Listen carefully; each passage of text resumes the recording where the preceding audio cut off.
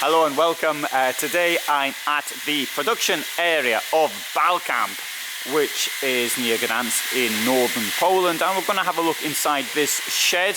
We have got 4 vehicles in various stages of construction, and we shall be looking at them. So we've got the MAN here, we've got a Mercedes Sprinter, and we'll have a look at this one here, this MAN 3.18. Introduced in January of 2018, and there's not many companies actually using these. For example, Knaus are actually building on these as well.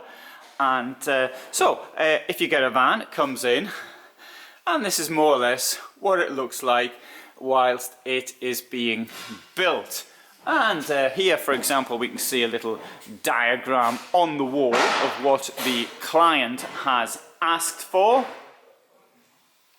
And it looks something like that. Now, when anybody takes the van, obviously a van doesn't have these swivel units in the chairs. So you've got to take the chairs out, and sometimes they might have their own special chairs put in, or they might use the original from the Sprinter or the MAN or whatever but they have to have the swivel units put in, so captain's chairs which actually go in there. There we have a bit of the blown air heating pipe, and if we come in here we can see work which is going on in here. Now this is going to be a van for very special purposes, as you can see from the way that is, and there's also a unit there to maintain the temperature, aircon. Alright, so there's so quick. Well, that's not really a non-standard van, completely non-standard. They do lots of non-standard stuff, and you can see some of the things are actually shown in the past. Right, so let's come round here. So we have here a more typical motorhome, or a camper van, I should say. So we can see here it's got its new seats in, which have been done in this the style which Balcamp do things in as a rule. We've got up there, we've got a bed. The bed will come up and down as required. And let's walk in. We'll put a bit of carpet. This isn't the carpet for the van. This is the carpet to protect the floor of the van whilst things are being built. Up here we've got the temperature control. So this has got a Webasto heater. It's got here the Shout electric and water. So you can see how much state of your batteries. You can see how much water's inside. And on the other side we can see we've got down here we've got high gloss drawers, which I shall open, and the cabinetry is actually manufactured in the room which is opposite, or the workshop I should say, rather than the room. Now these fans are pretty narrow, which means you're not going to get a lot of workspace. But one or two little features I do want to point out here is how this has been done, and it's rounded, and it's rounded this way as well. I don't know if that's going to come out, but you know, if you hit yourself there, it's not going to hurt as much as it does if it were not rounded like that. And I think they've actually, I really like the detail on that, to be quite honest, because I think that's pretty good. Right. If we come up here, well, I mean, this is absolutely standard. I need two burners.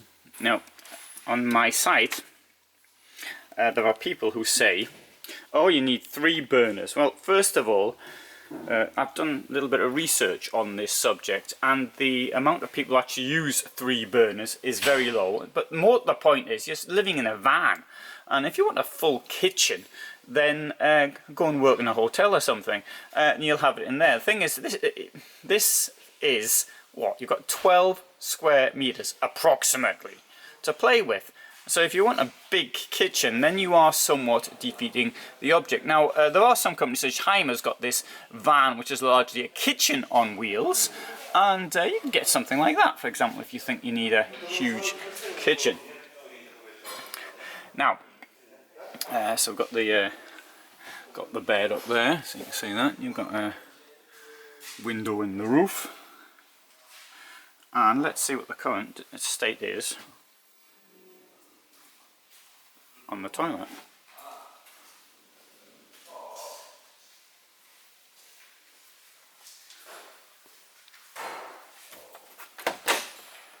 Oh, and they finished it. No, they haven't, sorry. So this is in process of construction.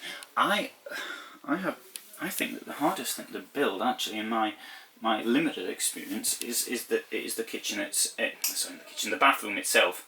And it's obviously it's got to be waterproof, obviously, but it's getting it to keep it look as though the joins aren't really joins, which I find that I think that's particularly difficult to do myself. Obviously, the moulded bits as well are moulded to order, but when you sort of mould things to order and you've got very low quantities, then that does tend to be very expensive. As you can see how that is. Now, I do appreciate having the floor like this, so the water runs off down there, and there's a domestic plug hole in that. Now, one of the difficulties in something like this, of course, is again it's the width of the van, so it's getting everything to fit inside. I like the way that Thetford thing is sort of being built into the wall, so you can press the button for the toilet flush, and you've got some space there for your towels.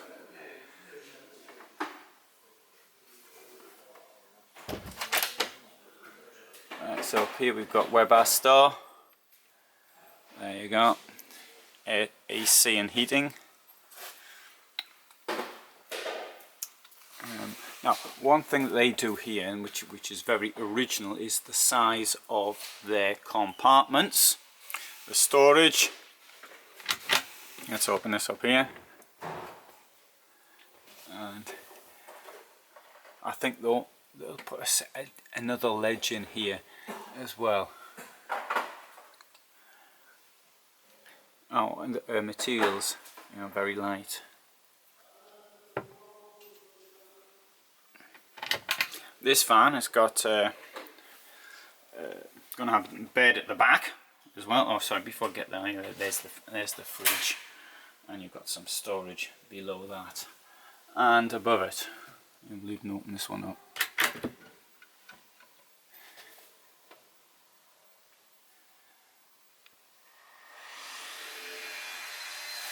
That's what they're doing in the other workshop. As you can hear, they are making the cabinetry, which will be installed in here. Right, bed here, and below it you've got these drawers.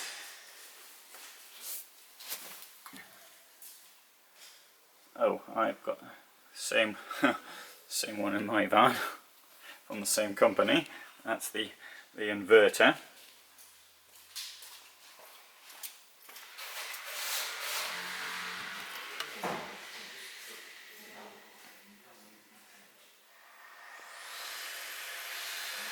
So this is using the height to the absolute maximum.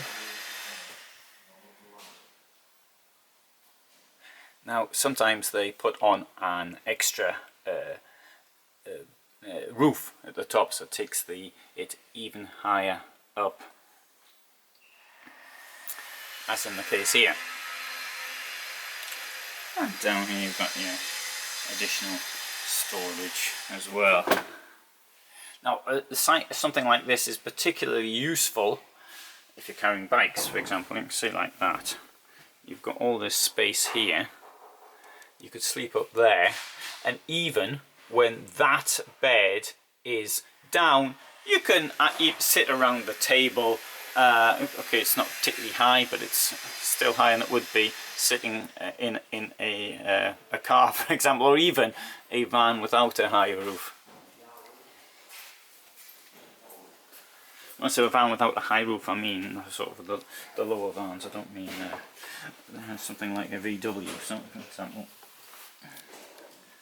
Right, additional storage there at the back. And you can see where the extra roof has been added to give you all that extra space at the same time as maintaining the stability of the vehicle.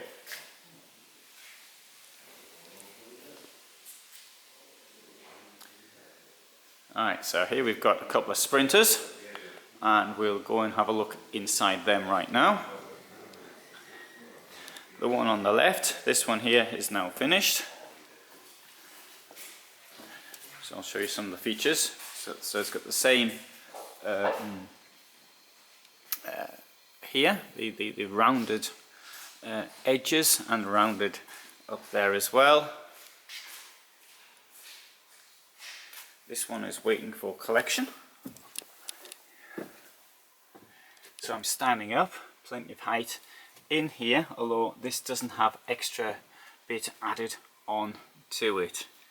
So this is the standard Mercedes Sprinter inside. Now, at the back here, you've got a smaller bed, but this problem of not being wide enough has been aided by having these recesses, which we'll have a look at from outside, and that could be enough for somebody to actually sleep lengthwise, or widthwise I should say.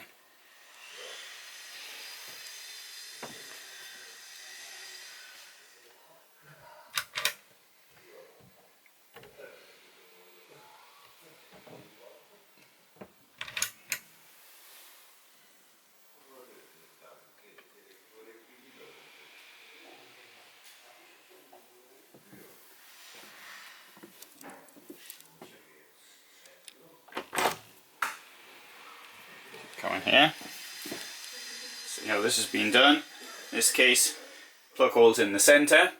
Now these vans are built to order, and it's a small company comparatively, so they're not doing series production. I like that word better than mass production, which is the proper word in English.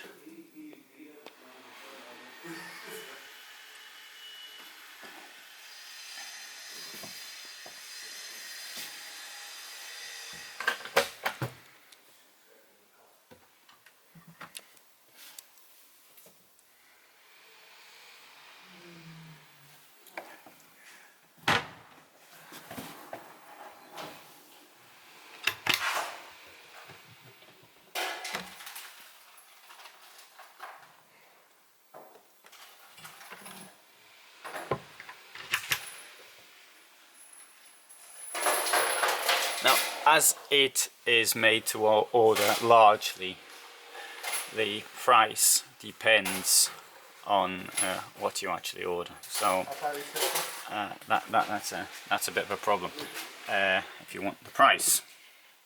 Now, one thing I do appreciate is being able to sit down at the front without banging my head. Now, I do like storage. I live in a van. I need to carry stacks of stuff around with me. If I don't want to spend all my time washing my clothes, then I have to have a lot of shirts, for example. And having said that, I'd rather have this space here free rather than have in there storage, which you can't really do much up there in any case. So that's my sort of favourite layout. You get actually a bit of you can see how the swivel mechanism is on that as well.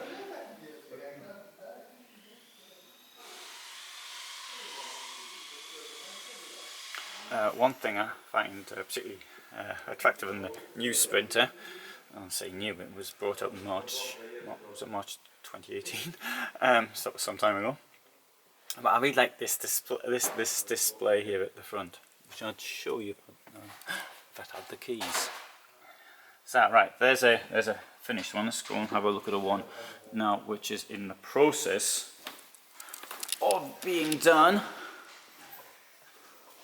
Let's, right, so we'll come in here. And right, so what we've got here, first of all, the chairs have been removed, as I mentioned earlier, for the point of putting in the swivel unit. So this has come from the factory, so to speak. We've got up here what the client has requested, so that's what's going to have to be done in here.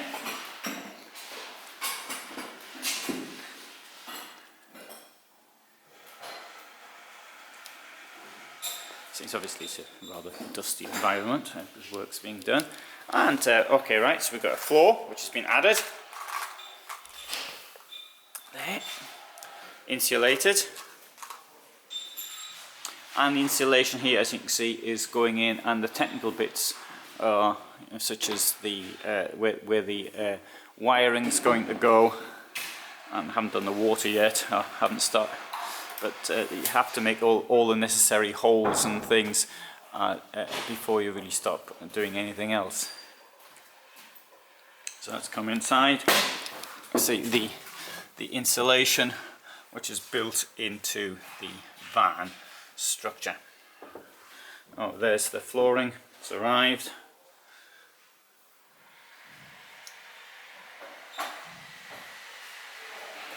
Now things like the amount of windows is obviously it's a client specification, and I'm going to do a Sprinter conversion as well. I won't be putting any extra windows inside the van. Okay, here the client has put one in here, but although mine actually already, because it was a crew van, it does have the windows at the side here, but other than that I'm not going to put any more. The ones are going to go in, sorry, the sides, I'm going to put them in the roof, and so it will have the dual function of being a stealth van, which is something lots of people ask about.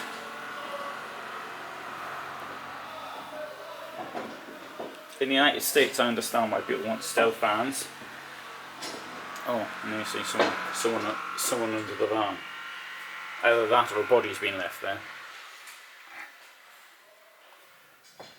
This unit, that's for the that's the seating unit. Okay, right. So what we're now going to do